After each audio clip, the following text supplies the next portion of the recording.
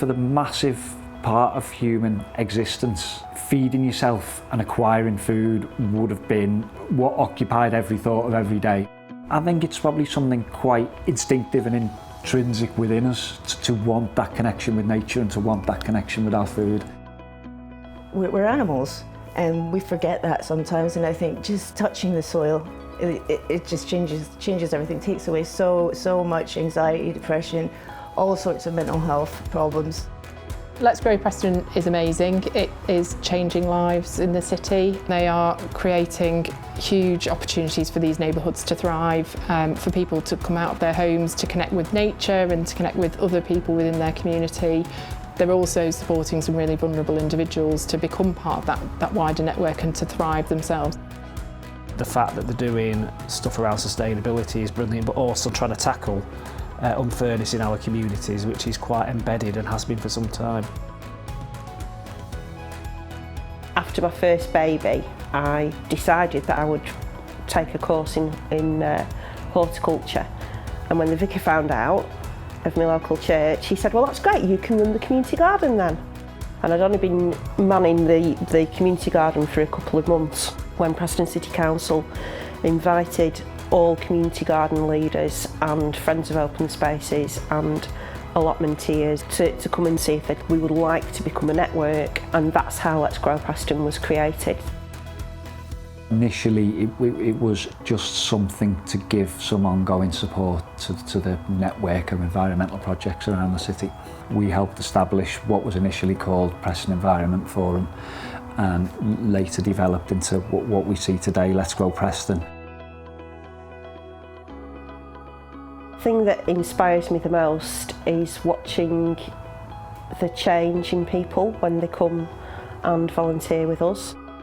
I think the longer you've done it, the more you see the effect of what we do on our volunteers and the people we get involved with, and seeing how you can change people's lives with gardening and horticulture. Green therapy actually improves a person's mental health condition. I had a surface user or a client who came to Let's Go Monday morning. First thing that he said was, it's quiet, it's peaceful, and I feel relaxed. Just within like 5 to 10 minutes of being there, you know, as somebody who's quite stressed and anxious, you know, that had just dissipated. I mean, I've also had service users who have schizophrenia, who hear voices, and we tend to find that they go for that period of time that they're in that green space. If I can see the sky and the trees, then I'm going to feel happier and calmer. It will help you heal faster if you connect with nature. It's the green therapy, it's actually doing the activities, but also it's providing, I would call a safe haven, you know, where somebody can go do some gardening, but also have a brew, chat to other people. And one of the spin-offs is people who have lost contact with friends and family and making new acquaintances and new friends. So it's creating a social structure for people. My best friend passed away of cancer. I then took her child under my wing and I decided to take her on as my own. Whilst I was away, she took her own life. I didn't want to go back to where I lived in Essex without my foster daughter, and I was in a very dark place. I went and sat under a tree every day, and I used it as a way of kind of supporting me, literally and physically. So I went looking for houses everywhere across this whole Lancashire area, and eventually I was offered a house, and the house that I got was right next to where the tree was. I was seeing Giovanni from CPET, who supported me, took me on walks and gave me a lot of advice and kind of helped me decipher all the things in my head that I was going through. And then he referred me to Let's Grow Preston. Annie has supported me. She's taught me a lot about the plants. She's taught me a lot about just how to be patient with yourself.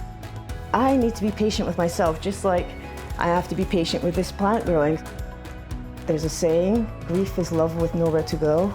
So instead of just being broken, every time I felt sad, I planted something.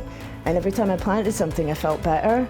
I turned around one day and the garden was just filled with flowers and plants. I realised that all that pain that I had actually created something beautiful, so I decided I wanted to focus my life and my future in nature and looking after her.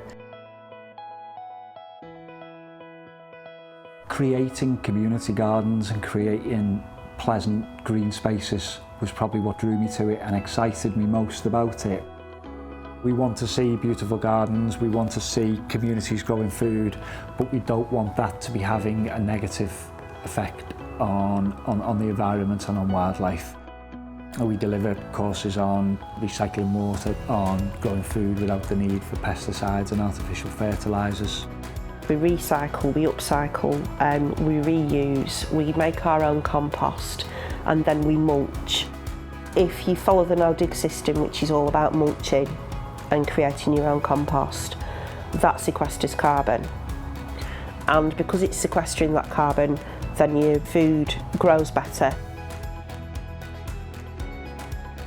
When you're looking at thriving communities, I see somewhere that is safe, that people are friendly to each other, where people have full bellies so that they make good decisions.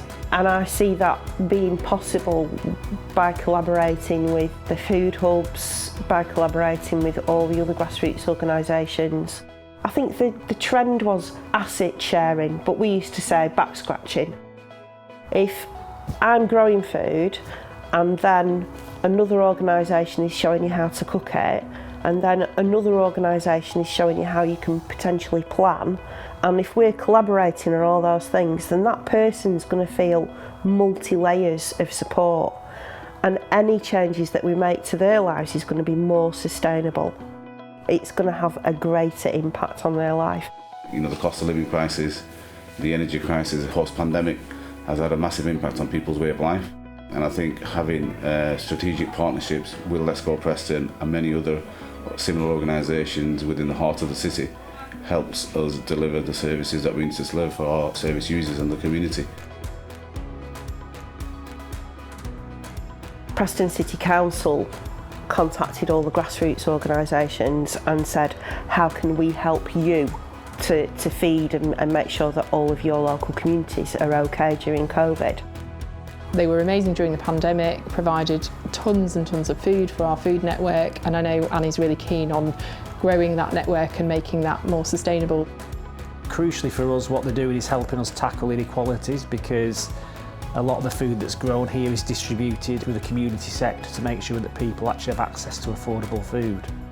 I think the relationship with Let's Go Preston is key. It's key to a lot of stakeholders, a lot of partners. We're one of them. I think the last statistic that Annie gave us was it's probably feeding 8,000 families. Today it's all about our Food Club Day, and it's giving access to nutritional food to the local residents, which is up to about 700 households, and it's making sure that they've all got access to a nutritional diet. Let's Go Preston have been going about 10 years, and they've always helped us with the fruit and veg from their allotments, and in the summer and sometimes in the winter time. And they're also really helpful because they go and collect our food from Fair Share.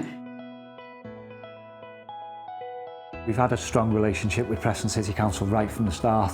It was members of their staff who helped establish the forum.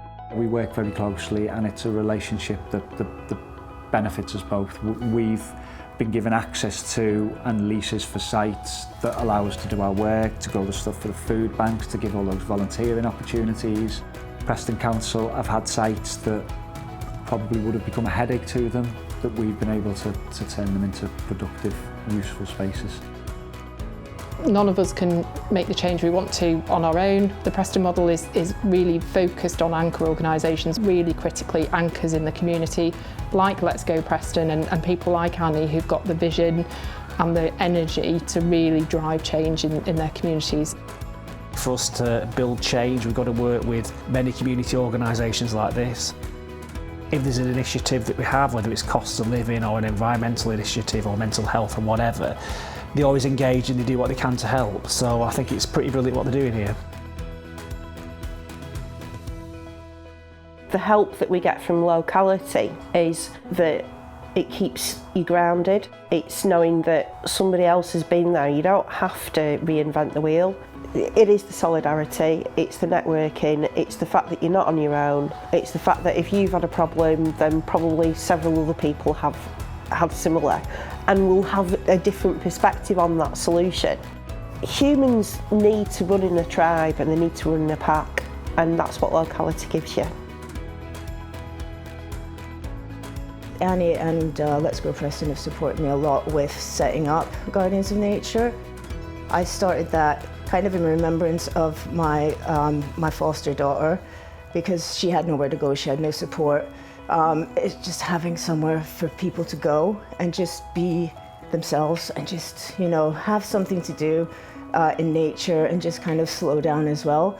So I have found an old allotment right next to the tree that I used to sit under. It was basically disused and falling apart, and so I went in with a group of people, all with different mental health problems, all struggling with just life in general, and we've regenerated this little area. The councils have noticed this, and they've let me have the woodlands that my tree's in as an area that we can basically be guardians of. The work that it's doing is invaluable, and you can see how this is the sort of place that would change someone's life, so it's definitely key for the future.